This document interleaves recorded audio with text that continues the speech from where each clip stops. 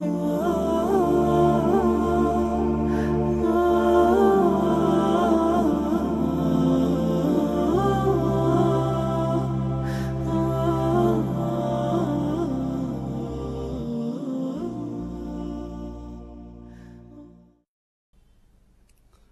علیکم ورحمۃ اللہ وبرکاتہ۔ الحمدللہ رب العالمین والصلاة والسلام علی سید الانبیاء والمرسلین، اما بعد۔ ملتقى زائد بن محمد العائلی کی جانب سے اور اس کی کمیٹی کی جانب سے سب سے پہلے میں شیخ قاری شعیب صاحب کا اور تمام حاضرین کا خوش آمدید کہتا ہوں۔ الحمدللہ آج کی شام ایک بہت ہی اہم عنوان پر شیخ قاری شعیب صاحب آپ تمام لوگوں کے سامنے اپنی اہم تقریر پیش کریں گے۔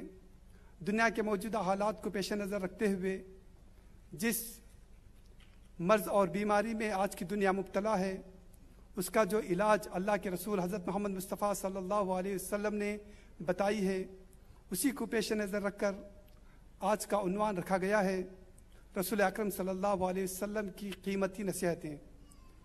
میں بغیر کسی تمہید کے جناب شیخ قاری شعیب صاحب سے درخواست کرتا ہوں کہ اس عنوان پر ہم تمام بھائیوں کے سامنے اپنی تقریر پیش کریں۔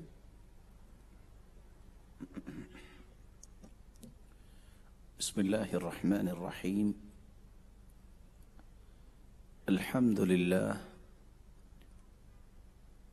الذي بيده مقاليد الفرج،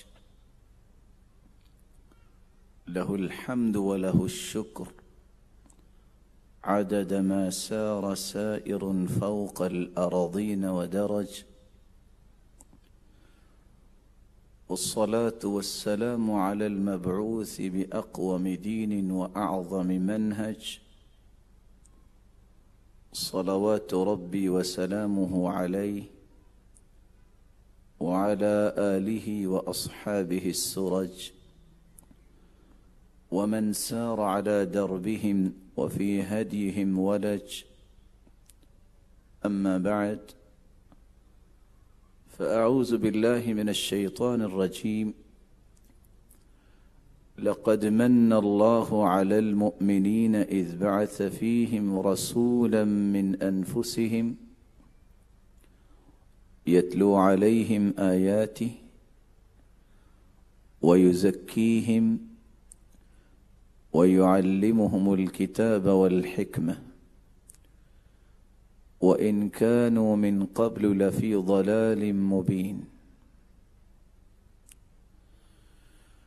لائق ست تکریم سامعین مکرم، اللہ رب العزت ہم سب کے خالق و مالک ہیں۔ مالک الملک نے مخلوق کی رشد و ہدایت کے لیے انبیاء و رسل کا ایک تسلسل قائم فرمایا۔ اس تسلسل کی آخری کڑی محمد الرسول اللہ صلی اللہ علیہ وسلم تھے۔ اللہ تعالیٰ نے آخری پیغمبر محمد الرسول اللہ صلی اللہ علیہ وسلم پر اس کی امت کی رشد و ہدایت کے لیے قرآن مجید کو نازل کیا۔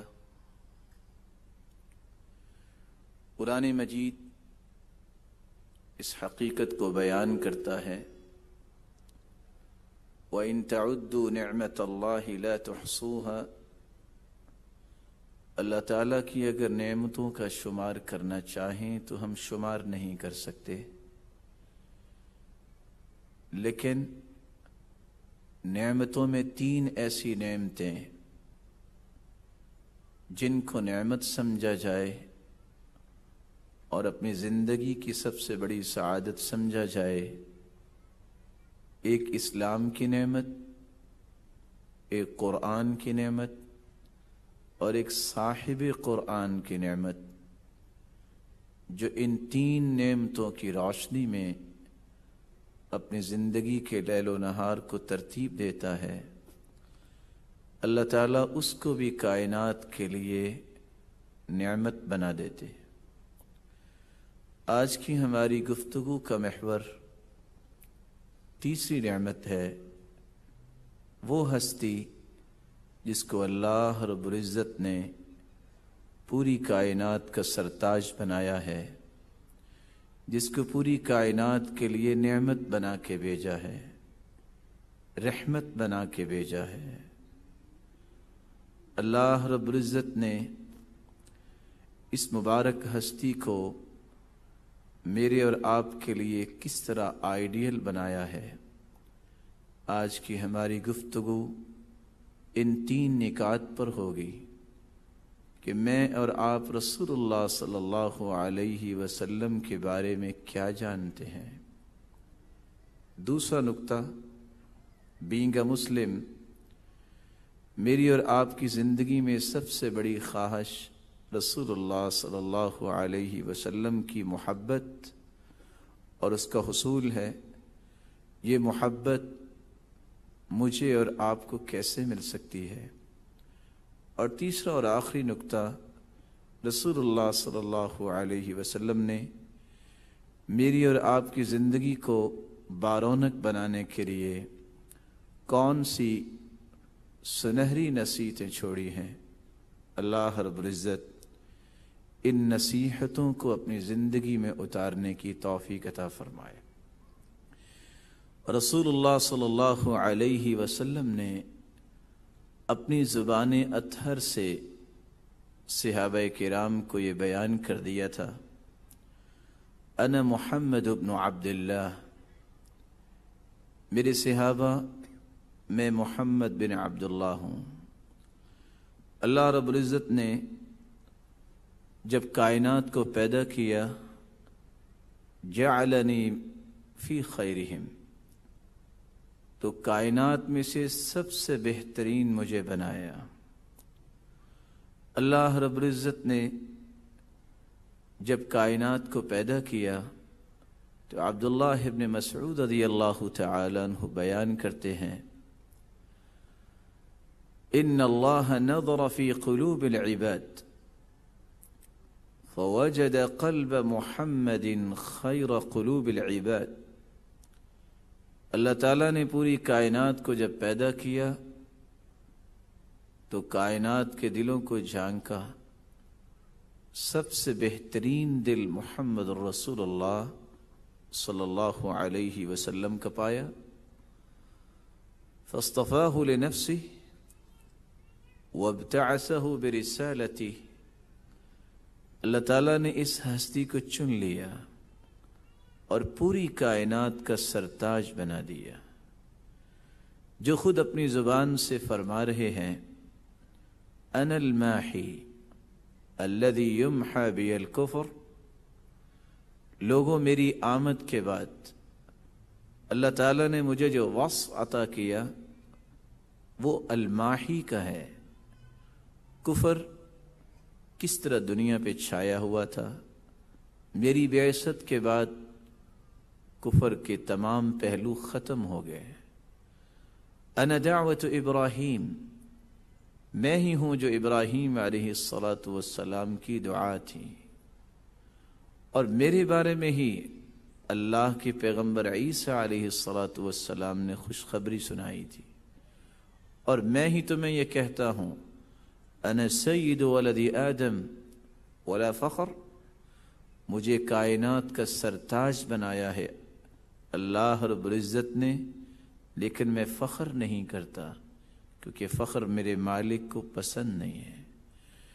رسول اللہ صلی اللہ علیہ وسلم کو جہاں اللہ تعالیٰ نے ذات کے اعتبار سے، نام کے اعتبار سے، حسب و نسب کے اعتبار سے پوری کائنات سے اعلیٰ بنایا، آپ صلی اللہ علیہ وسلم کے متعلق صحابی یہ الفاظ بول رہے ہیں، کان احسن الناس وجہا، چشم فلک نے آج تک ایسا حسین و جمیل نہیں دیکھا، وکان احسنہم خلقا، رسول اللہ صلی اللہ علیہ وسلم جیسا اخلاق کسی کو نصیب نہیں ہوا۔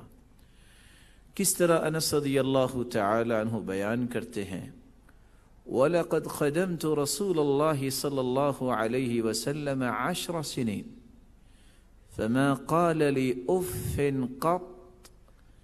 10 سال میں نے رسول اللہ صلی اللہ علیہ وسلم کی خدمت کی، لیکن 10 سال کے اندر ایک مرتبہ بھی میں خدمت گزار تھا، مجھ سے کوئی نوک پلک غلط بھی ہو جاتی، لیکن آپ نے کبھی اف تک نہیں کہا۔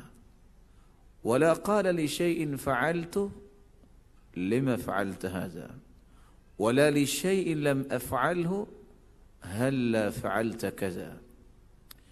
کبھی آپ صلی اللہ علیہ وسلم نے یہ نہیں فرمایا کہ آپ نے یہ کیوں کیا اور آپ نے یہ کیوں نہیں کیا۔ رسول اللہ صلی اللہ علیہ وسلم کے حیا کی اگر بات کی جائے تو صحابی بیان کرتے ہیں، كان اشد حیاء من العذراء في خدرها، دنیا کے اندر کسی عورت کے اندر بھی اتنی حیا نہیں ہوگی جتنی اللہ تعالیٰ نے اپنے محبوب صلی اللہ علیہ وسلم کو حیا سے نوازا تھا۔ اور دنیا کے اندر اگرچہ رسول اللہ صلی اللہ علیہ وسلم کو خوشبو پسند تھی، لیکن صحابی بیان کرتے ہیں کہ خوشبوؤں کی سردار کستوری اور عنبر کو کہا جاتا ہے، ما شممت عنبرا ولا مسكا قط اطيب من ريح رسول اللہ صلی اللہ علیہ وسلم۔ میں نے آج تک عنبر اور کستوری میں اتنی خوشبو نہیں پائی جتنی آپ صلی اللہ علیہ وسلم کے جسد خاکی سے نکلنے والے پسینے میں خوشبو تھی۔ رسول اللہ صلی اللہ علیہ وسلم کی ذات اقدس کو اللہ تعالیٰ نے صرف ذات کے اعتبار سے اعلیٰ نہیں بنایا، آپ کی ہر بات کو بھی پوری کائنات سے اعلیٰ بنایا، آپ کی زندگی کے ہر زاویے اور رویے کو پوری کائنات سے اعلیٰ بنایا۔ رسول اللہ صلی اللہ علیہ وسلم خود فرماتے ہیں، انی لأعرف حجرا بمکہ یسلم علی قبل ان ابعث انی لأعرفه الآن۔ میں جانتا ہوں مکے کے اندر پتھر مجھے سلام کیا کرتے تھے، اور رسول اللہ صلی اللہ علیہ وسلم کے صحابی بیان کرتے ہیں کہ اللہ تعالیٰ نے جس طرح آپ صلی اللہ علیہ وسلم کو مبارک آنکھوں سے نوازا تھا، ایک ایسا معجزہ جو کسی کو نصیب نہیں ہوا، آپ کے دونوں مبارک کندھوں کے درمیان مثل زر الحجلہ انڈے کی شکل میں مہر نبوت تھی۔ نماز کی حالت میں آپ صلی اللہ علیہ وسلم مہر نبوت سے بھی دیکھا کرتے تھے۔ یہی وجہ ہے رسول اللہ صلی اللہ علیہ وسلم فرمایا کرتے تھے، لَتُسَوُّنَّ صُفُوفَكُمْ أَوْ لَيُخَالِفَنَّ اللَّهُ بَيْنَ وُجُوهِكُمْ، تم صفوں کو درست کیا کرو، وگرنہ تمہارے چہروں میں بھی اللہ اختلاف پیدا کر دیں گے۔ پاؤں کے ساتھ پاؤں ملانے کی بات اللہ کے رسول نے اس لیے ہی کی کہ میں تمہیں دیکھتا ہوں، انی اراکم من وراء ظہری، میں تمہیں دیکھتا ہوں جب تمہارے پاؤں کے درمیان تم اپنے پاؤں کو بھائی کے پاؤں کے ساتھ نہیں ملاتے، تو جو فاصلہ ہوتا ہے وہاں بکری کے بچے کی طرح شیطان آ کے کھڑا ہو جاتا ہے۔ اس لیے نوید سنائی، خوشخبری سنائی، من سد فرجہ بنى الله له بيتا في الجنة ورفع له بها درجة۔ اس لیے پاؤں کے ساتھ پاؤں اس طرح ملایا جائے، محبت، الفت، مودت اور اجتماعیت کا ثبوت دیتے ہوئے اگر پاؤں کے ساتھ پاؤں یوں ملا لیا جائے کہ کوئی خلا باقی نہ بچے، تو 2 انعام کا یہ انسان مستحق ٹھہرایا جاتا ہے۔ اللہ رب العزت اس کا جنت میں گھر بنا دیتے ہیں اور اس کے درجات کو بھی بلند فرما دیتے ہیں۔ رسول اللہ صلی اللہ علیہ وسلم کی ذات اقدس پہ اللہ تعالیٰ نے اتنی رحمتوں کا نزول کیا. عصر کا وقت ہے، وضو کرنے کے لیے پانی نہیں، چند قطرات پانی آپ صلی اللہ علیہ وسلم نے اپنے مبارک ہاتھوں میں لیا اور پھر اپنے چہرہ انور پہ پانی لگایا. وہی قطرات ایک پیالے میں ڈالے اور آپ صلی اللہ علیہ وسلم نے اپنا مبارک ہاتھ پیالے کے اندر رکھا. صحابی کہتے ہیں فَجَعَلْتُ أَنظُرُ إِلَى الْمَاءِ يَنْبُعُ مِنْ بَيْنِ أَصَابِعِهِ، میں نے دیکھا رسول اللہ صلی اللہ علیہ وسلم کی انگلیوں میں سے اللہ تعالیٰ نے پانی کے چشموں کو جاری کر دیا. رسول اللہ صلی اللہ علیہ وسلم انہ اعطی قوت 30، یہ وہ ذات اقدس ہے جس کو اللہ تعالیٰ نے 30 لوگوں کی طاقت سے نوازا تھا. اور رسول اللہ صلی اللہ علیہ وسلم خود فرماتے ہیں اعطیت فواتح الکلم وجوامعہ، مجھے اللہ تعالیٰ نے جوامع الکلم سے نوازا، فواتح الکلم سے نوازا. مجھے اللہ تعالیٰ نے زمین کے خزانوں کی چابیوں سے نوازا. مجھے اللہ رب العزت نے اعطیت مفاتیح الارض، زمین کی چابیوں سے نوازا. اعطیت خمسا لم یعطہن احد قبلی، مجھے 5 ایسی چیزوں سے نوازا جو مجھ سے پہلے کسی پیغمبر کو عطا نہیں کی گئی. نصرت بالرعب مسیرۃ شہر، دشمن 1 مہینے کی مسافت پہ ہوتا ہے اور اس کے دل میں میرا رعب داخل ہو جاتا ہے. وجعلت لی الارض مسجدا وطہورا، میرے لیے زمین کو اللہ تعالیٰ نے مسجد بنا دیا، پاکیزہ بنا دیا. فأیما رجل من امتی ادرکتہ الصلاة فلیصلی، میری امت میں سے جس شخص کو جہاں بھی نماز کا وقت ہو جائے اسے چاہیے کہ وہ نماز ادا کر لے. وأحلت لی المغانم، میرے لیے غنیمتوں کو حلال کیا گیا. وأعطیت الشفاعہ، اللہ تعالیٰ نے مجھے جس کمال سے نوازا، قیامت کے دن ساری کائنات پریشان ہوگی، کوئی پیغمبر بھی سفارش کرنے کے لیے تیار نہیں ہوگا. پوری کائنات اس پریشانی کے عالم میں میرے پاس آئے گی اور میں اللہ سے سفارش کروں گا، میں اللہ کے عرش کے نیچے سجدہ ریز ہو جاؤں گا. اللہ کی طرف سے آواز آئے گی یا محمد صلی اللہ علیہ وسلم ارفع رأسک وسل تعطى واشفع تشفع، اپنے سر مبارک کو اٹھائیے، سفارش کیجیے، آپ کی سفارش کو قبول کیا جائے گا. طلب کیجیے، آپ کو عطا کیا جائے گا. اس وقت پھر کائنات کا حساب و کتاب شروع ہوگا. رسول اللہ صلی اللہ علیہ وسلم نے فرمایا بیدی لواء الحمد، قیامت کے دن میرے ہاتھ میں تعریف کا جھنڈا ہوگا. ولا فخر، اور میں اس بات پہ بھی فخر نہیں کرتا. وما من نبی یومئذ آدم فمن سواہ تحت لوائی، آدم علیہ الصلاۃ والسلام سے لے کر قیامت تک آنے والی انسانیت، آدمیت بشمول انبیاء میرے جھنڈے تلے ہوں گے. وَأَنَا أَوَّلُ شَافِعٍ وَأَوَّلُ مُشَفَّعٍ وَلَا فَخْرٍ، سب سے پہلے میں ہی اللہ کے سامنے سفارش کروں گا اور سب سے پہلے میری ہی سفارش کو قبول کیا جائے گا. وَأَنَا أَكْثَرُ الْأَنْبِيَاءِ تَبَعًا، قیامت کے دن سب سے زیادہ میری امت ہی ہوگی. وَأَنَا فَرَطُكُمْ عَلَى الْحَوْضِ، میں سب سے پہلے حوض کوثر پہ آؤں گا. وَأُعْطِيتُ الْكَوْثَرَ، مجھے ہی اللہ تعالیٰ نے حوض کوثر سے نوازا ہے جو کسی کے نصیب میں نہیں ہو سکا.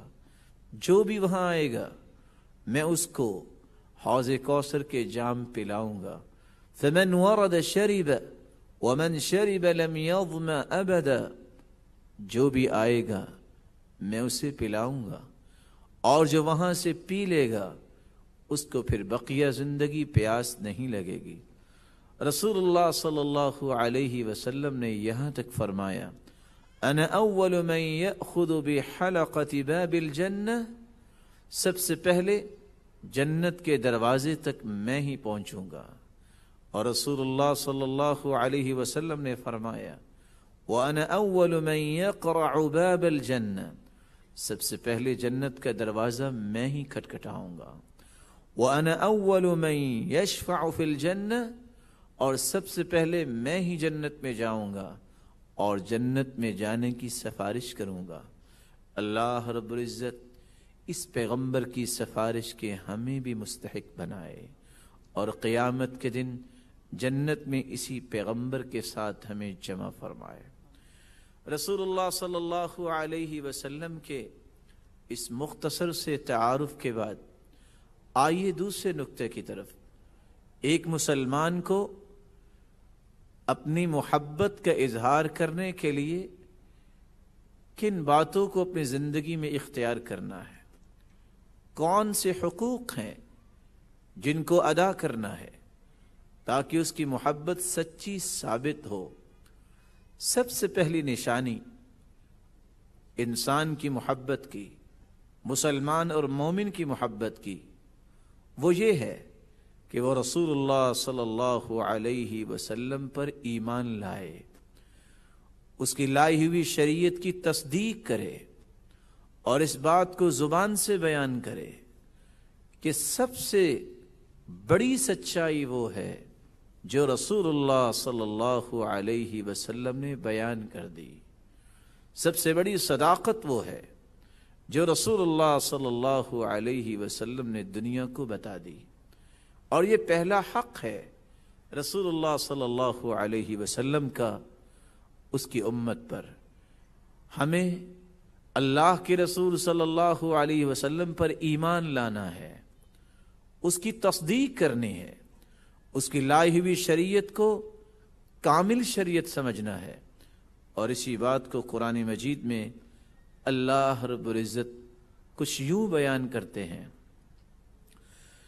فَآمِنُوا بِاللَّهِ وَرَسُولِهِ وَالنُّورِ الَّذِي أَنزَلْنَا وَاللَّهُ بِمَا تَعْمَلُونَ خَبِيرٌ۔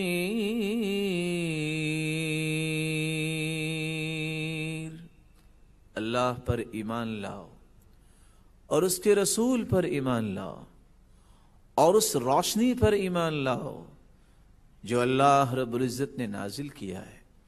تم ایمان لاتے ہو، تم تصدیق کرتے ہو یا نہیں کرتے، ان دونوں پہلوؤں کو تمہارا رب جانتا ہے۔ وہ ایک ایک عمل پر مطلع بھی ہے، ایک ایک عمل کے بارے میں خبر رکھنے والا ہے۔ اور اگر تم ایمان لے آؤ اور اللہ کے رسول صلی اللہ علیہ وسلم کی لائی ہوئی شریعت کی تصدیق کر دو تو اللہ تمہیں دگنی رحمت سے نواز دیں گے۔ اور اسی بات کو اللہ رب العزت نے کچھ یوں بیان کیا ہے یا ایھا الذین آمنوا اتقوا اللہ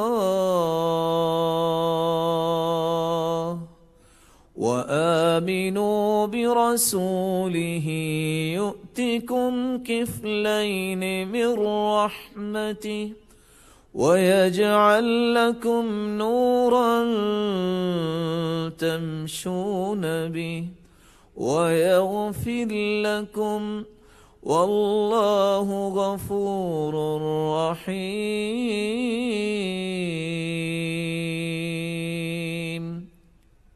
اے ایمان والو، اللہ سے ڈر جاؤ اور اللہ کے رسول پر ایمان لاؤ۔ ایمان لانے کی نشانی یہ ہے تمہارے اندر اللہ کا خوف آ جائے، تقوی آ جائے، خشیت الہی آ جائے۔ نتیجہ کیا نکلے گا؟ یؤتکم کفلین من رحمتی، اللہ تمہیں دگنی رحمت سے نواز دیں گے۔ وَيَجْعَلْ لَكُمْ نُورًا تَمْشُونَ بِهِ وَيَغْفِرْ لَكُمْ۔ اس ایمان کے نتیجے میں جہاں اللہ رب العزت تمہیں دگنی رحمت سے نوازیں گے، تمہاری زندگی کے گناہوں کو معاف کر دیں گے اور تمہارے لیے ایسی روشنیوں کا بندوبست کریں گے، تمہارے اقوال میں، تمہارے اعمال میں اور تمہاری زندگی کے ہر پہلو میں اللہ رب العزت روشنی کا بندوبست کریں گے۔ جس طرح اجالے روشنی میں انسان کس طرح عمدگی سے کام کرتا ہے، تمہاری زندگی کا ہر کام ہی اللہ خوبصورت بنا دیں گے۔ اور اگر تم نے ایمان اور تصدیق کے پہلو کو اختیار نہ کیا، یہ جو پہلا حق ہے اور یہ محبت کی پہلی نشانی ہے، تو پھر اس ایمان کو چھوڑنے کی وجہ سے تمہاری زندگی بھی تنگ ہوگی، تمہیں پریشانیوں کا بھی سامنا ہوگا، اور اس کا نتیجہ قیامت کو کیا نکلنے والا ہے؟ خود اللہ رب العزت اس نتیجے کے متعلق مخلوق کو خبردار کر رہے ہیں۔ وَمَن لَّمْ يُؤْمِن بِاللَّهِ وَرَسُولِهِ فَإِنَّا أَعْتَدْنَا لِلْكَافِرِينَ سَعِيرًا۔ جو اللہ اور اس کے رسول پر ایمان نہیں لاتا، تصدیق نہیں کرتا، اس نے تو گویا اللہ اور اس کے رسول کے ساتھ کفر کیا۔ یہ کفر دہکتی ہوئی آگ کا سبب بن جائے گا۔ اللہ رب العزت ہم سب کو قیامت کی ہولناکیوں سے محفوظ فرمائے۔ میری اور آپ کی سچی محبت کی دوسری نشانی یہ ہے، اور رسول اللہ صلی اللہ علیہ وسلم کا اس کی امت پر دوسرا حق یہ ہے، اس کی تعریف کی جائے۔ وہ ہستی جو بے مثال ہے، اس کی تعریف کرنا یہ میری اور آپ کی زبان کی سعادت ہے، یہ قلم اور اس کاغذ کی سعادت ہے جس قلم کے ساتھ اس ہستی کے تذکرے لکھے جائیں، جس کاغذ پہ اس ہستی کے تذکرے لکھے جائیں۔ یہ میرے اور آپ کے لیے سعادت اور شرف ہے کہ ہم اس کی تعریف کریں، اور اس کی تعریف کا اگر باب کھولا جائے تو راتیں گزر جاتی ہیں لیکن اس کی تعریف مکمل نہیں ہوتی۔ رسول اللہ صلی اللہ علیہ وسلم کی اس سے بڑی تعریف کیا ہے؟ رسول اللہ صلی اللہ علیہ وسلم کو افضل الرسل، افضل البشر، خاتم النبیین اللہ رب العزت نے بنا کے بھیجا۔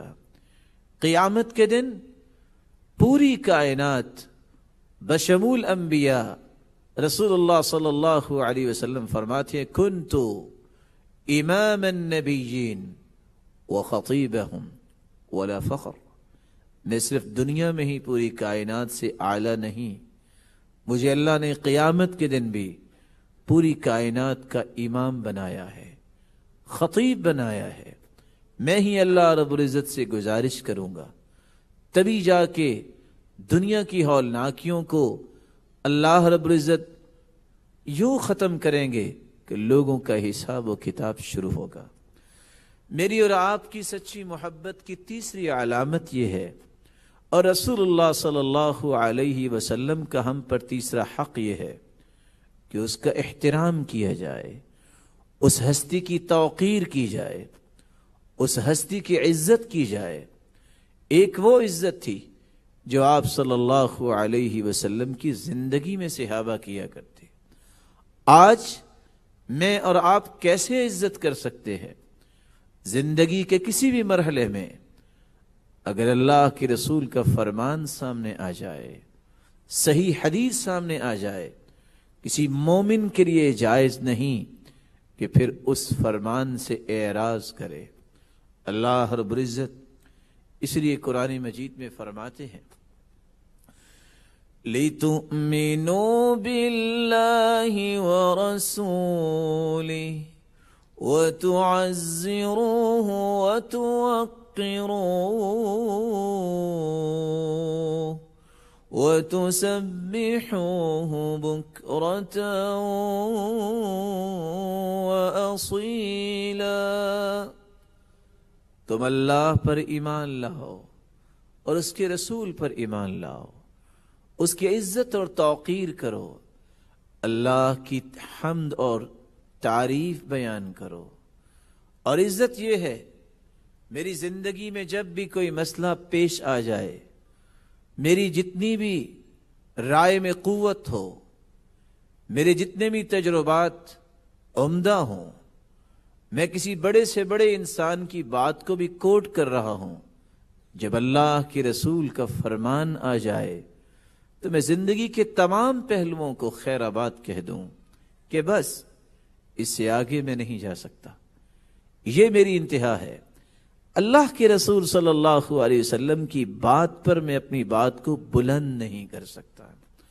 اور اسی بات کو اللہ رب العزت نے کچھ یوں سمجھایا، یا ایھا الذین آمنوا لا تقدموا بین یدی اللہ ورسولہ واتقوا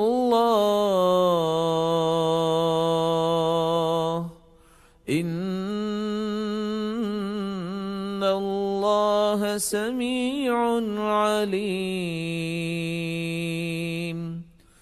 یا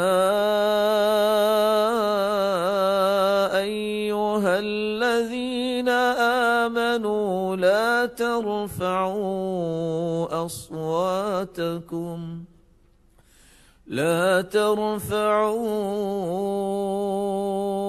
أصواتكم فوق صوت النبي ولا تجهروا له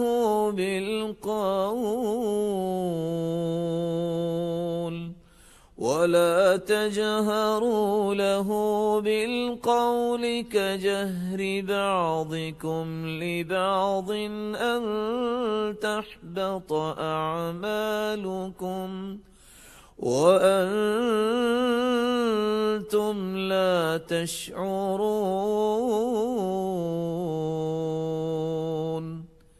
اے ایمان والو، لا تقدموا بین یدی اللہ ورسولہ، اللہ اور اس کے رسول کے فیصلوں سے آگے نہ جاؤ، اللہ سے ڈر جاؤ۔ اور تقوی کی نشانی بھی یہی ہے کہ جہاں اللہ کا حکم آ جائے، اس کے رسول کا حکم آ جائے، وہاں رک جاؤ، اسی کو ہی حرف اخیر سمجھو، وہی تمہارے لیے اٹل فیصلہ ہے۔ وہاں اپنی مرضی کرنا اور اپنی مرضی کو نافذ کرنا، اس طرح کی غلطی نہ کرنا۔ اور اللہ رب العزت نے فرمایا رسول اللہ صلی اللہ علیہ وسلم کی بات پر اپنی بات کو بلند نہ کرو۔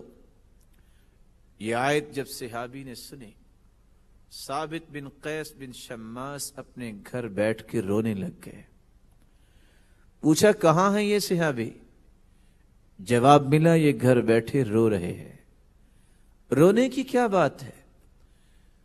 وہ رو اس لیے رہے تھے کہ اللہ نے ان کو آواز اونچی دی تھی، جب بھی بولتے تو وہ اونچا بولا کرتے تھے، تو ان کو یہ خطرہ لاحق ہوا کہ میری بات تو رسول اللہ صلی اللہ علیہ وسلم سے بلند ہو گئی تو قیامت کے دن تو ہوگا ہی ہوگا، ابھی قرآن اتر چکا ہوگا، میں تو منافق ہو گیا ہوں گا۔ آپ صلی اللہ علیہ وسلم نے اپنے صحابی کو بلایا اور فرمایا تمہیں یہ خوف لاحق ہو گیا کہ تم جہنم میں جاؤ گے، انک لست من اہل النار، میرے صحابی تم جہنمی نہیں، تم تو جنت میں جاؤ گے۔ اس بات سے مراد یہ ہے جب میرا فیصلہ آ جائے اس کے آگے کوئی اور بحث کرنے کی ضرورت نہیں۔ اور آج میں یوتھ کو یہ پیغام بھی دینا چاہوں گا، آج کسی مسئلے میں جہاں صحیح حدیث آ جائے وہاں ڈیبیٹ کی ضرورت نہیں ہوتی۔ آج چینلز پہ بیٹھے اینکرز یہ کہتے نظر آتے ہیں، اور آپ کو اس بات کا عہد کرنا چاہیے، وہ شخص جو صحیح حدیث کو قابل ڈیبیٹ سمجھتا ہے، حدیث قابل ڈیبیٹ نہیں ہوتی، قرآن مجید قابل ڈیبیٹ نہیں ہے۔ قابل ڈیبیٹ اس شخص کا ایمان ہے جو حدیث اور قرآن کو قابل ڈیبیٹ سمجھتا ہے۔ یہ تو سچی باتیں ہیں۔ ڈیبیٹ وہاں ہوتا ہے جس بات کی سمجھ نہ آئے، جس بات میں شک ہو، جس کے پہلوؤں کو اپنی مرضی سے انسان اجاگر کرنا چاہے۔ یہ اللہ کے سچے فیصلے ہیں، ان کو تو ماننا ہے، ان کو تو قبول کرنا ہے، ان کو تو زندگی میں اتارنا ہے۔ اس لیے اللہ رب العزت نے فرمایا وَمَا كَانَ لِمُؤْمِنٍ وَلَا مُؤْمِنَةٍ إِذَا قَضَى اللَّهُ وَرَسُولُهُ أَمْرًا أَن يَكُونَ لَهُمُ الْخِيَرَةُ مِنْ أَمْرِهِمْ وَمَن يَعْصِ اللَّهَ وَرَسُولَهُ فَقَدْ ضَلَّ ضَلَالًا مُبِينًا۔ کسی مومن مرد کے لیے جائز نہیں، کسی مومن عورت کے لیے جائز نہیں، جب اللہ کا فیصلہ قرآن کی شکل میں آ جائے، اس کے رسول کا فیصلہ حدیث کی شکل میں آ جائے، پھر وہ اپنی مرضی کرے۔ جو وہاں بھی من چاہی زندگی کو ہی لے کے چلنا چاہتا ہے، اس نے اللہ اور اس کے رسول کے فیصلے کو ٹھکرا دیا، نافرمانی کی۔ اور جو نافرمانی کا مرتکب ہوتا ہے فَقَدْ ضَلَّ ضَلَالًا مُبِينًا، اس سے بڑھ کر دنیا میں کوئی بھی گمراہ نہیں۔ رسول اللہ صلی اللہ علیہ وسلم کے ساتھ سچی محبت کی چوتھی نشانی یہ ہے، اور آپ کا چوتھا حق آپ صلی اللہ علیہ وسلم کی امت پر یہ ہے کہ اس ہستی کو والدین سے بھی بڑھ کر، اولاد سے بڑھ کر، پوری کائنات سے بڑھ کے محبوب سمجھا جائے۔ سب سے زیادہ محبت رسول اللہ صلی اللہ علیہ وسلم سے کی جائے۔ خود رسول اللہ صلی اللہ علیہ وسلم کا فرمان معظم ہے والذی نفسی بیدی لا یؤمن احدکم حتی اکون احب الیہ من والدہ وولدہ والناس اجمعین۔ اس ذات کی قسم جس کے ہاتھ میں محمد کی جان ہے صلی اللہ علیہ وسلم، اس وقت تک کوئی مومن نہیں ہو سکتا جب تک والدین سے زیادہ، اولاد سے زیادہ، بلکہ پوری کائنات سے زیادہ کوئی شخص میرے ساتھ محبت نہیں رکھتا۔ اور یہ اس وقت انسان کو سمجھ آتی ہے جب والدین کچھ کہہ رہے ہوں اور حدیث کچھ کہہ رہی ہو۔ وہاں ترجیح کس کو دیتا ہے؟ والدین کی رائے کو؟ کہیں اولاد کے مطالبے اور ایک طرف حدیث کا مطالبہ۔ اگر اولاد کے مطالبے کو حدیث پر مقدم کرتا ہے تو وہاں پتہ چلتا ہے کہ وہ کس سے محبت کرتا ہے۔ دنیا کے رسم و رواج، خاندانی رکھ رکھاؤ کے بناوٹی اصول جب حدیث سے ٹکرا رہے ہوں، وہاں دیکھنا پڑتا ہے میں کس کو مقدم کروں۔ ایک منہجی مسلمان، ایک سچا محب وہ ہوتا ہے جہاں اللہ کے رسول صلی اللہ علیہ وسلم کی بات آ جائے، وہاں نہ والدین کی بات کی پرواہ کرتا ہے، نہ اولاد کی باتوں کی پرواہ کرتا ہے، نہ دنیا کی باتوں کی پرواہ کرتا ہے۔ سوچئے، ماں سے بڑھ کے تو دنیا میں کوئی بھی عظیم ہستی نہیں جس کو اللہ تعالیٰ نے نعمت بنایا ہے۔ جب سعد رضی اللہ تعالی عنہ کی ماں نے ہی کہا تھا، بیٹا محمد کا لایا ہوا دین چھوڑ دو، وگرنہ میں کھانا چھوڑ دوں گی اور اسی حالت میں مر جاؤں گی، تم گزرو گے لوگوں کے سامنے سے، فَيُعَيِّرُونَكَ، تجھے عار دلائیں گے اور کہیں گے یا قاتل امّے، اے اپنی ماں کی قاتل، کہاں جا رہے ہو؟ کہا میری ماں تجھ سے بڑھ کے تو میں کسی کا احترام کیسے کر سکتا ہوں، لیکن میں دین نہیں چھوڑ سکتا۔ ایسا ہی ہوا، ماں نے کھانا چھوڑ دیا، بیٹے نے جب دیکھا کہ معاملہ اس طرح تو حل نہیں ہوگا، فقام سعد لم يقم سعد بل قام جبل، سعد نہیں اٹھے، ایک پہاڑ عزیمت کا اٹھا، اپنی ماں کے پاس پہنچے اور مخاطب ہو کے کہتے ہیں یا امّا لو ان لك 100 نفس تخرج امامی نفسا نفسا، او میری ماں، ایک جان اللہ نے تجھے عطا کی ہے، اگر 100 جانیں بھی اللہ عطا کر دے اور میری آنکھوں کے سامنے 100 کی 100 جانیں ایک ایک کر کے نکل جائیں، میں پھر بھی محمد کا لایا ہوا دین نہیں چھوڑ سکتا۔ رسول اللہ صلی اللہ علیہ وسلم سے سچی محبت کی چوتھی نشانی یہ ہے کہ کائنات میں سب سے زیادہ اگر محبت کی جائے اللہ تعالی کے بعد تو رسول اللہ صلی اللہ علیہ وسلم سے کی جائے۔ پانچویں نشانی اور پانچواں حق رسول اللہ صلی اللہ علیہ وسلم کا یہ ہے کہ اس کی اطاعت کی جائے، اس کی نافرمانی سے اپنے آپ کو بچایا جائے۔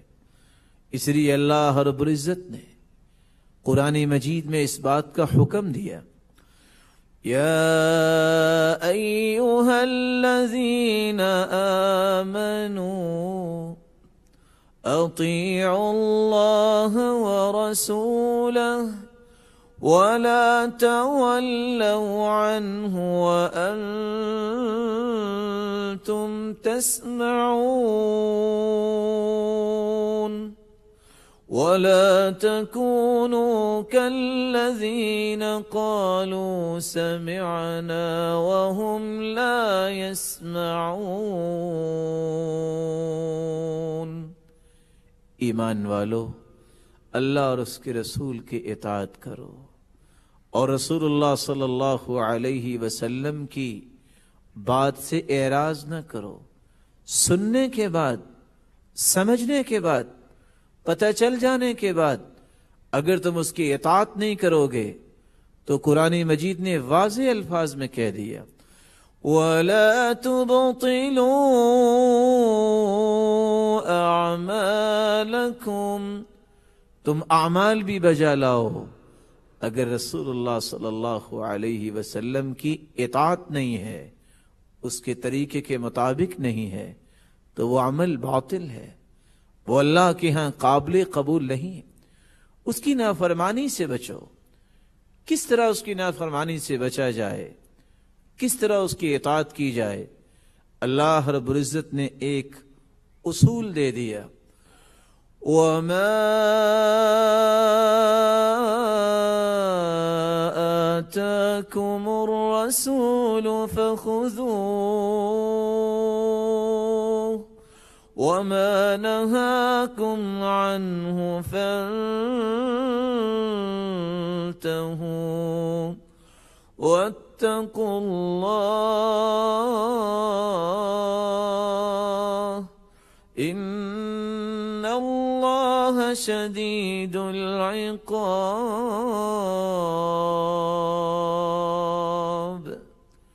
جس بات کا حکم دے دے رسول اللہ صلی اللہ علیہ وسلم، اس بات کو مان لو، اس حکم کو بجا لاؤ۔ جس بات سے روک دیں اس سے رک جاؤ، اللہ سے بھی ڈر جاؤ، اور تمہارے تقوی کی علامت یہ ہوگی کہ تم اللہ کے رسول کی نافرمانی نہیں کرو گے، تم اس کی اطاعت پہ اپنے آپ کو لگاؤ گے۔ اور یاد رکھنا، اگر تم نے اس کی نافرمانی کی اور اگر تم نے اس کی اطاعت نہ کی، واللہ شدید العقاب، اللہ کے ہاں بڑے سخت عذاب ہیں۔ اللہ رب العزت ہمیں محفوظ فرمائے۔ اس لیے رسول اللہ صلی اللہ علیہ وسلم نے فرمایا تھا، صحیح بخاری کی روایت ہے، کل امتی يدخلون الجنہ الا من ابى، میرے صحابہ میری ساری امت جنت میں جائے گی سوائے اس کے جو جنت جانے سے انکار کر دے گا. قیل ومن یأبى یا رسول اللہ صلی اللہ علیہ وسلم. سرتاج رسول کو جنت جانے سے بھی انکار کرتا ہے. قال من اطاعنی دخل الجنہ ومن عصانی فقد ابى. جس نے میری اطاعت کی اس نے حقیقت میں جنت جانے کا سودا کر لیا، اور جس نے میری نافرمانی کی اس نے نافرمانی ہی نہیں کی بلکہ اس نے جنت جانے سے انکار کر دیا. پانچواں حق یہ ہے، چھٹی نشانی اور چھٹا حق رسول اللہ صلی اللہ علیہ وسلم کا اس کی امت پر یہ ہے کہ زندگی کی ہر ادا کو اس کی ادا کے مطابق کیا جائے، اس کے رنگ میں اپنے آپ کو رنگ دیا جائے. رسول اللہ صلی اللہ علیہ وسلم کو اللہ تعالیٰ نے پوری کائنات کے لیے آئیڈیل بنایا ہے، نمونہ بنایا ہے. لَقَدْ كَانَ لَكُمْ فِي رَسُولِ اللَّهِ أُسْوَةٌ حَسَنَةٌ لِمَنْ كَانَ يَرْجُو اللَّهَ وَالْيَوْمَ الْآخِرَ وَذَكَرَ اللَّهَ كَثِيرًا. ایک سچے محبت کرنے والے کو اللہ کے رسول کی اداؤں کو اپنی اداؤں میں شامل کرنا ہوگا. آپ نے خوشی کے موقع پہ کیا کیا مجھے وہ کرنا ہے. كَانَ إِذَا أَتَاهُ أَمْرٌ يَسُرُّ بِهِ خَرَّ سَاجِدًا لِلَّهِ. اللہ کے رسول کو خوشی ملتی آپ فوراً اللہ کے سامنے سجدہ ریز ہو جاتے. آپ کو خوشی میسر آتی اپنی زبان سے یہ کلمات ادا کرتے، الحمدللہ الذی بنعمتی تتم الصالحات. اللہ تیری توفیق سے ہی میں نیکی کر سکا. آپ کو جب غم آتا تو وہ طریقہ اختیار کیجئے جب کوئی فکر لاحق ہو، جب کوئی غم آئے. كان اذا حزبه امر صلى. رسول اللہ صلی اللہ علیہ وسلم کو جب کوئی غم آتا تو اس غم کو کس طرح دور کرتے؟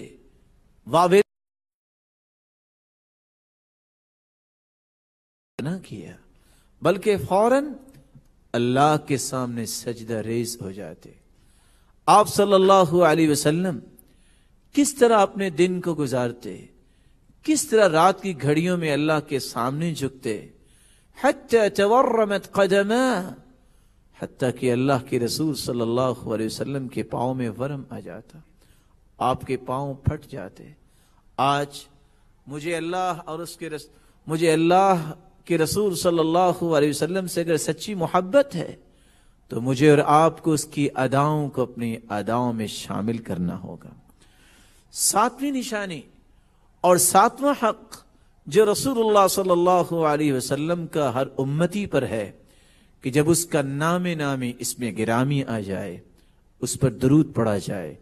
اللہم صلی علی محمد وعلی آل محمد كما صلیت علی ابراہیم وعلی آل ابراہیم انک حمید مجید. اللہم بارک علی محمد وعلی آل محمد كما باركت على ابراہیم وعلى آل ابراہیم انک حمید مجید. جبریل امین تشریف لاتے ہیں اور آ کر خبر دیتے ہیں، یا محمد صلی اللہ علیہ وسلم من صلى من امتك صلاة واحدة. آپ کے امتیوں میں سے کوئی شخص اگر ایک مرتبہ درود پڑھتا ہے اللہ رب العزت اسے 3 انعامات سے نوازتے ہیں. كتب اللہ له 10 حسنات ومحى عنه 10 سیئات ورفع له 10 درجات. اللہ 10 نیکیاں لکھ دیتے ہیں، 10 گناہوں کو معاف فرما دیتے ہیں، 10 درجات کو بلند کر دیتے ہیں. وصلى الله عليه وملائكته 70 صلاة فليقل عبد من ذلك او ليكثر. اور چوتھا انعام یہ ہے اللہ رب العزت 70 رحمتیں اس پر نازل کر دیتے ہیں، اور اللہ رب العزت کے نورانی فرشتے کھربوں کی تعداد میں 70 مرتبہ اس کی بخشش کی دعائیں کرتے ہیں.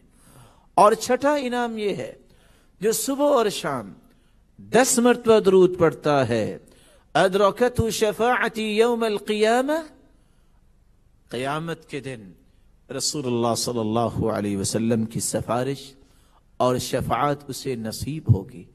درود نہ پڑھا جائے دعا کے اندر تو دعا آسمانوں تک چڑھتی ہی نہیں. اور رسول اللہ صلی اللہ علیہ وسلم نے فرمایا سب سے بڑا بخیل وہ ہے جو درود میں بخل کرتا ہے. اور جب صحابی نے کہا کہ میں درود کتنا پڑھوں، کیا 1 حصہ درود اور 2 حصے دعا؟ فرمایا فَإِن زِدْتَ فَهُوَ خَيْرٌ لَكَ، اگر زیادہ پڑھ لو تو اور بہتر ہے. فرمایا فَالشَّطْرُ، اگر آدھا درود اور آدھی دعا کروں تو پھر؟ فرمایا اور زیادہ پڑھ لو تو اور بہتر ہے. فرمایا فَالثُّلُثَيْنِ، 2 حصے درود پڑھ لوں تو کیا خیال ہے؟ فرمایا فَإِن زِدْتَ فَهُوَ خَيْرٌ لَكَ، اگر اور زیادہ پڑھ لو تو بہتر ہے. کہا اگر میں درود ہی پڑھتا رہوں تو جواب دیا اِذًا تُكْفَى هَمُّكَ وَيُغْفَرُ لَكَ ذَنبُكَ، تو پھر تیری زندگی کے سارے غم بھی اللہ دور فرما دیں گے اور زندگی کے گناہوں کو بھی معاف کر دیں گے. 8ویں نشانی، زندگی کے ہر معاملے میں اللہ کے رسول کے فیصلے کو آخری فیصلہ سمجھا جائے. قرآن مجید میں اس لیے اللہ رب العزت فرماتے ہیں فَلَا وَرَبِّكَ لَا يُؤْمِنُونَ حَتَّى يُحَكِّمُوكَ فِي مَا شَجَرَ بَيْنَهُمْ. اے میرے محبوب صلی اللہ علیہ وسلم، مجھے میری کبریائی کی قسم، میری عظمت اور تقدس و جلالت کی قسم، جب تک تیری بات کو لوگ آخری بات نہ سمجھیں، تیرے فیصلے کو اٹل فیصلہ نہ سمجھ لیں، وہ میرے نزدیک مومن ہی نہیں. 9ویں نشانی اور رسول اللہ صلی اللہ علیہ وسلم کا 9واں حق یہ ہے کہ اس کا وہ مقام لوگوں کے سامنے بیان کیا جائے جو اللہ نے مقام دیا ہے. نہ اس میں کوئی کمی کی جائے، نہ اس میں کوئی زیادتی کی جائے، نہ ان کے مقام سے ان کو گرایا جائے والعیاذ باللہ، اور نہ ہی ان کے مقام کو اتنا زیادہ بیان کیا جائے کہ ان کو خالق و مالک کے برابر کر دیا جائے. اس لیے رسول اللہ صلی اللہ علیہ وسلم نے فرمایا لا تطرونی کما اطرت النصارى ابن مریم، مجھے اتنا نہ بڑھاؤ چڑھاؤ جس طرح عیسائیوں نے عیسیٰ بن مریم کی اس طرح تعریف کی کہ یہاں تک کہ ان کو اللہ کا بیٹا بھی کہنے والوں نے کہہ دیا.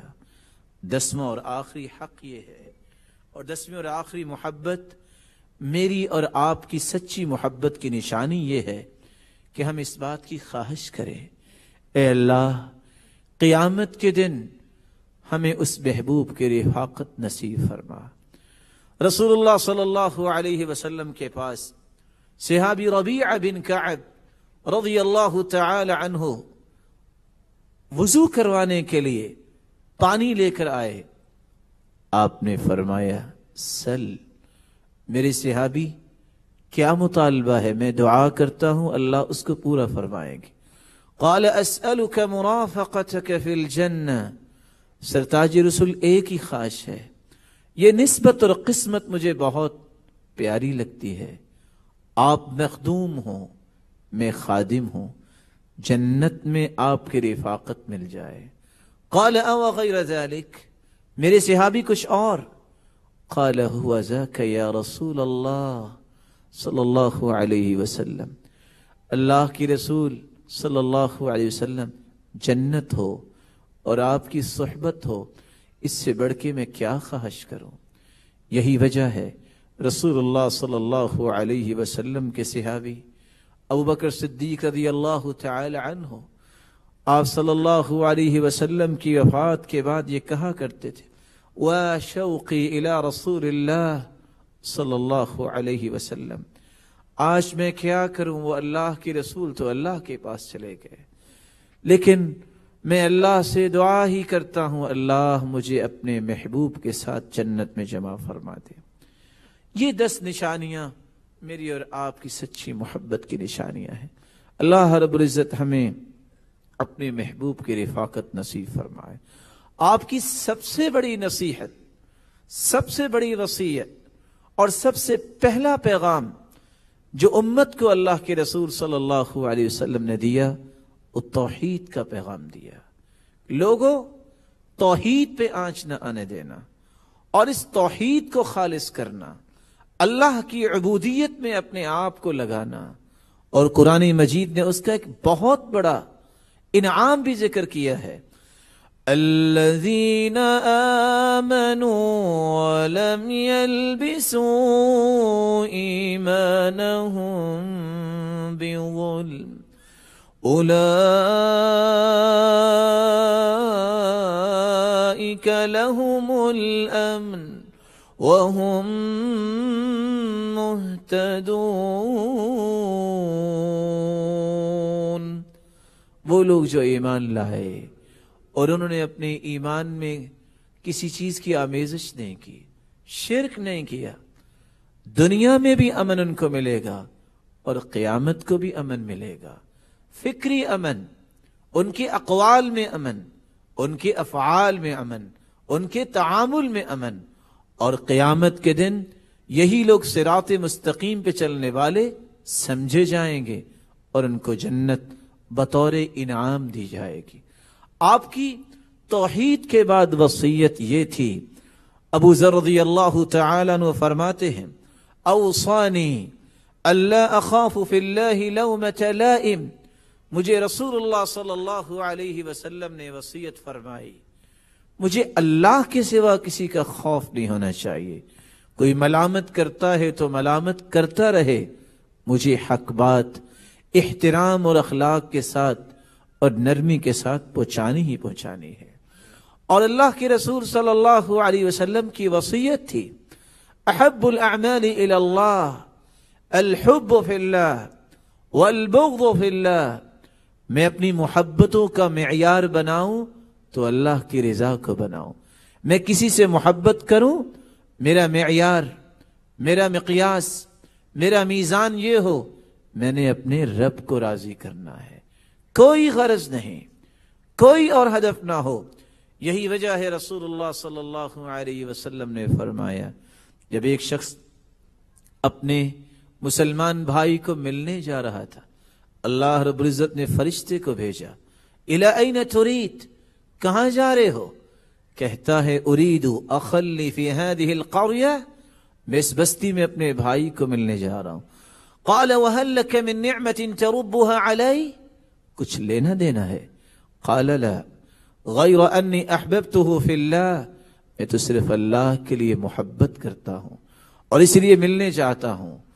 فرمایا میں اللہ کی طرف سے بھیجا ہوا فرشتہ ہوں اور یہ خوشخبری سنانے آیا ہوں بِأَنَّ اللَّهَ قَدْ أَحَبَّكَ فِي مَا أَحْبَبْتَهُ فِي، جس طرح تم اللہ کے لیے اس اپنے بھائی سے محبت کرتے ہو اللہ تم سے محبت کرتے ہیں۔ یہی وجہ ہے قیامت کو یہ اعلان ہوگا وَجَبَتْ مُحَبَّتِ لِلْمُتَحَابِّينَ فِيَّ وَالْمُتَزَاوِرِينَ فِيَّ وَالْمُتَجَالِسِينَ فِيَّ وَالْمُتَبَازِلِينَ فِيَّ وَالْمُتَنَاصِحِينَ فِيَّ۔ آج کہاں ہیں میری محبت کی وجہ سے اکٹھے بیٹھنے والے، ایک دوسرے کی زیارت کرنے والے، ایک دوسرے پہ خرچ کرنے والے، ایک دوسرے سے ملنے والے، ایک دوسرے کو نصیحت کرنے والے؟ آج وہ میرے محبوب ہیں، آج میں ان کو جنت میں داخل کروں گا۔ رسول اللہ صلی اللہ علیہ وسلم سے صحابی سوال کرتے ہیں اوصنی واوجز، اللہ کے رسول وصیت فرمائیے۔ فرمایا علیک بالایاس مما فی ایدی الناس، لوگوں سے بالکل بے امید ہو جاؤ، جو کچھ ہوگا تیرے رب کے فیصلے سے ہوگا، کبھی پریشان نہ ہونا، تیرے رب کے فیصلے تیرے لیے بہت بہتر ہیں۔ وَإِيَّاكَ وَمَا يُعْتَذَرُ مِنْ، اور اپنی زندگی کو اس طرح بناؤ ایسے اعمال سے بچو جس کے بعد تمہیں معذرت کرنی پڑے۔ رسول اللہ صلی اللہ علیہ وسلم نے وصیت فرمائی احب الاعمال الى اللہ ان تموت ولسانك رطبا من ذکر اللہ. زندگی کے آخری رمق تک تمہاری سعادت کی یہ نشانی ہوگی کہ تمہاری زبان پہ اللہ کا ذکر ہو. اللہ کے رسول نے وصیت فرمائی صلی اللہ علیہ وسلم اتق اللہ حیثما کنت واتبع السیئة الحسنة تمحها وخالق الناس بخلق حسن. جہاں بھی ہو اللہ سے ڈرتے رہنا. کبھی اس دھوکے میں نہ جانا کہ اس وقت میں اکیلا ہوں, کوئی نہیں دیکھ رہا. تیرا رب تیرے دل میں اٹھنے والے جذبات سے بھی واقف ہے, وہ ہر چیز سے واقف ہے. جب برائی ہو جائے, جب کمی کوتاہی ہو جائے تو فوراً نیکی کی طرف رجوع کرنا. یہ نیکی اس برائی کو ختم کر دے گی اور اپنے آپ کو اعلی اخلاق کا مالک بنانا. رسول اللہ صلی اللہ علیہ وسلم سے صحابی نے سوال کیا اللہ کے رسول صلی اللہ علیہ وسلم وصیت کیجئے. 1 مرتبہ, 2 مرتبہ, 3 مرتبہ. آپ نے تینوں مرتبہ وصیت فرمائی لا تغضب ولک الجنہ. غصہ کرنا چھوڑ دو, تمہارے لیے جنت کی میں بشارت دیتا ہوں. آپ صلی اللہ علیہ وسلم نے وصیت فرمائی وَإِيَّاكُمْ وَمُحْدَثَاتِ الْأُمُورِ. میرے صحابہ بدعات سے بچنا, دین میں نئی نئی چیزیں شامل کرنے سے بچنا. رسول اللہ صلی اللہ علیہ وسلم نے فرمایا ان اللہ احتجر التوبہ. دوسری روایت میں آتا ہے احتجب التوبہ, احتجر التوبہ. اللہ تعالیٰ نے بدعت کا مرتکب جو ہے اس کے سامنے پردہ کر دیا ہے. اس کو اللہ دیکھنا بھی پسند نہیں کرتے, اس کی توبہ ہی قبول نہیں.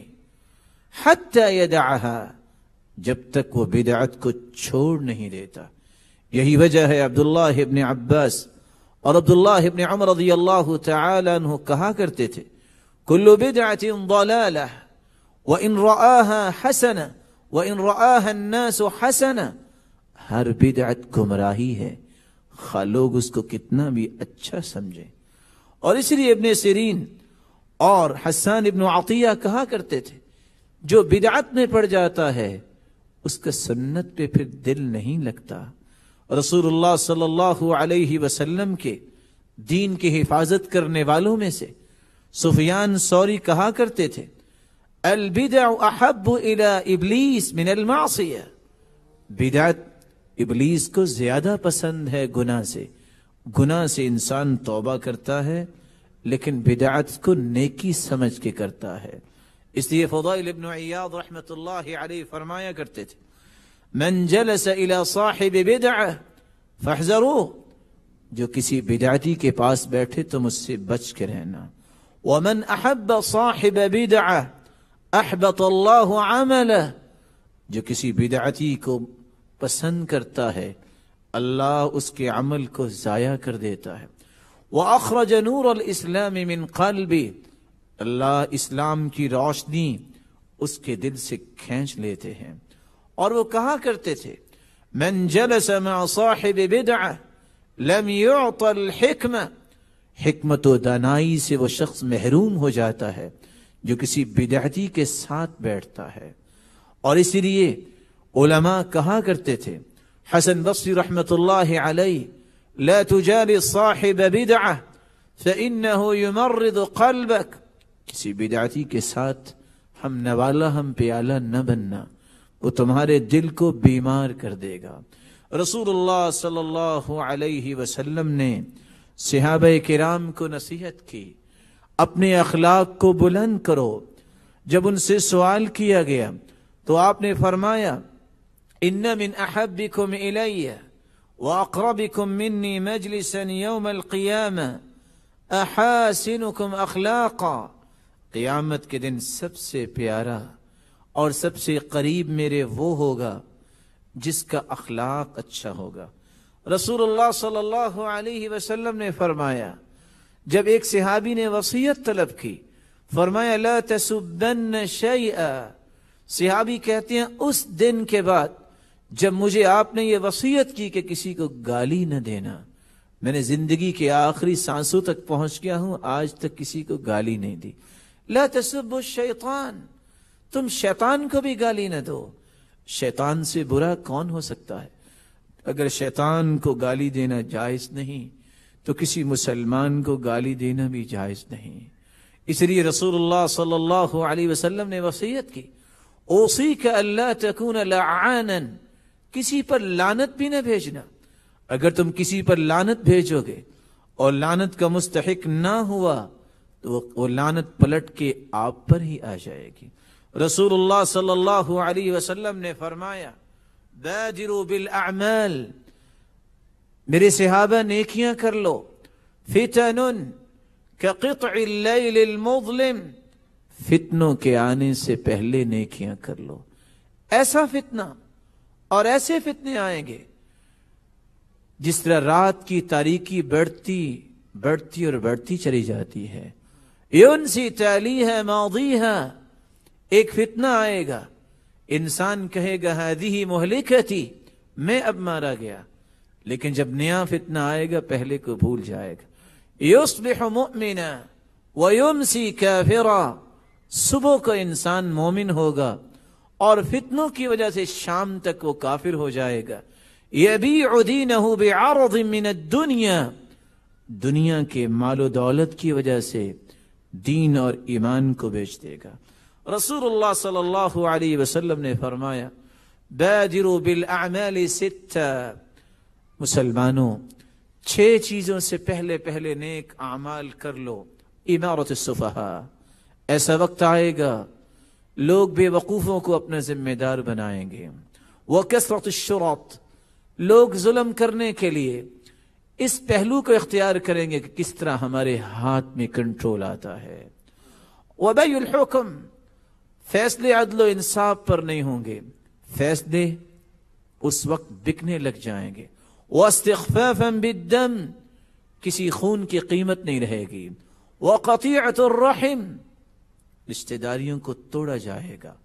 ونشوا يتخذون القرآن مزامیر یقدمون احدهم لیغنیہم وان کان اقلہم فقہا، لوگوں کے اندر قرآن کی محبت نہیں ہوگی بلکہ وہ تلذذ لینے کے لیے بسا اوقات ایسے لوگوں کو مقدم کریں گے جن کو بسا اوقات دین کی سمجھ نہیں ہوگی۔ رسول اللہ صلی اللہ علیہ وسلم کی آخری وصیت میں پیش کر کے بات کو ختم کرتا ہوں۔ آپ نے فرمایا احب الناس الی اللہ انفعهم للناس، اللہ کے ہاں سب سے پیارے لوگ وہ ہیں جو لوگوں کو نفع دینے والے ہیں۔ وَأَحَبُّ الْأَعْمَالِ إِلَى اللَّهِ سُرُورٌ تُدْخِلُهُ فِي قَلْبِ مُسْلِمٍ، اور سب سے محبوب عمل یہ ہے تم مسلمان کے دل میں خوشی پیدا کر دو۔ کتنا ہی آسان طریقہ، کسی مسلمان سے ملو، خندہ پیشانی سے ملو، مسکرا کر ملو، اور اگر مصافحہ کر لو، ما من مسلمین یلتقیان فیتصافحان الا غفر لهما قبل ان يتفرقا، مسلمان جب مصافحہ کرتے ہیں دونوں کے ہاتھ جدا بعد میں ہوتے ہیں، دونوں کے گناہوں کو اللہ پہلے معاف کر چکے ہوتے ہیں۔ سرور تدخله فی قلب مسلم او تکشف عنہ کربہ، کسی کی تکلیف کو دور کر دینا اللہ کے ہاں بہت ہی محبوب عمل ہے۔ او تقضی عنہ دینا، کسی کا قرض اتار دینا اللہ کا محبوب بننے کے مترادف ہے۔ او تطرد عنہ جوعا، کسی کو اللہ کی رضا کے لیے کھانا کھلا دینا، انسان اس سے بھی اللہ کا محبوب بن جاتا ہے۔ وَلَأَنْ أَمْشِي مَعَ أَخِي وَأَقْضِيَ لَهُ حَاجَتَهُ أَحَبُّ إِلَيَّ مِنْ أَنْ أَعْتَكِفَ شَهْرًا فِي هَذَا الْمَسْجِدِ، مسلمانوں کسی مسلمان کے ساتھ اس کی جائز ضرورتوں کو پورا کرنے کے لیے اس کے ساتھ جانا مجھے اتنا پسند ہے۔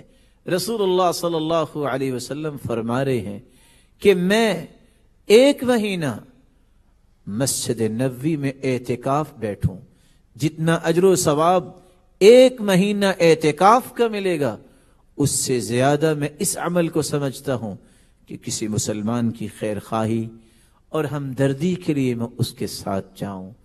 اللہ رب العزت کے پیارے پیغمبر نے آخری سانسوں میں یہ کہا تھا، الصلاۃ الصلاۃ وما ملکت ایمانکم۔ میرے صحابہ، نماز کا خیال کرنا، نماز کا خیال کرنا، اور اپنی ماتحتی میں کام کرنے والے خادموں کا خیال کرنا۔ آپ اپنے چہرہ انور پہ کپڑا ڈالے ہوئے ہیں اور آپ کہتے ہیں لعن اللہ الیہود والنصارى اتخذوا قبور انبیائهم مساجد۔ لعنت ہے اللہ تعالیٰ کی یہودی اور عیسائیوں پہ، انہوں نے پیغمبروں کی قبروں کو مسجدوں میں تبدیل کر دیا۔ یحذر ما صنعوا، سیدہ عائشہ رضی اللہ تعالی عنہ فرماتی ہیں وہ اس بات سے اپنی امت کو ڈرا رہے تھے کہیں میرے ساتھ میرے اس دنیا سے جانے کے بعد میری امت نہ کرنے لگ جائے۔ میری اللہ سے دعا ہے اللہ رب العزت ہمیں اپنے محبوب کی سچی محبت نصیب فرمائے۔ مولا کریم، جتنے یہ بات سن رہے ہیں سب کو رحمتوں، راحتوں اور عزتوں اور برکتوں سے نواز۔ الہ العالمین، جو روحانی یا جسمانی یا نفسیاتی بیمار ہیں ان کی بیماریوں کو شفاؤں میں بدل دے۔ اے اللہ، جتنے بیٹھے ہیں الہ العالمین ان کی ہر تکلیف کو خوشی میں تبدیل فرما دے، ہر تنگی کو آسانی میں تبدیل فرما دے۔ جو صاحب اولاد ہیں ان کی اولادوں کو نیک بنا، دست و بازو بنا، آنکھوں کی ٹھنڈک بنا اور صدقہ جاریہ بنا۔ مولا کریم، جو اولاد کی نعمت سے محروم ہیں ان کی جھولیوں کو بھی بارونق بنا دے۔ الہ العالمین، جو مال والے ہیں ان کے مال میں برکت فرما، فتنوں اور آزمائشوں سے بچا، دین کے پابند بنا۔ الہ العالمین، بے روزگار کو بھی تو تونگر بنا، مقروض کے غیبی خزانوں سے مدد فرما۔ الہ العالمین، جس طرح آج تیرے محبوب کے تذکرے سننے کے لیے جمع ہیں، ہمیں اپنے محبوب کے ساتھ جنت الفردوس میں جمع فرما۔ الہ العالمین، ہمیں اپنا دیدار کا مستحق بنا۔ الہ العالمین، اس خوبصورت مجلس کو قائم کرنے والوں کی اس کاوش کو ان کے میزان حسنات میں شامل فرما، توشہ آخرت بنا اور اس کو شرف قبولیت سے نواز۔ وآخر دعوانا ان الحمد للہ رب العالمین۔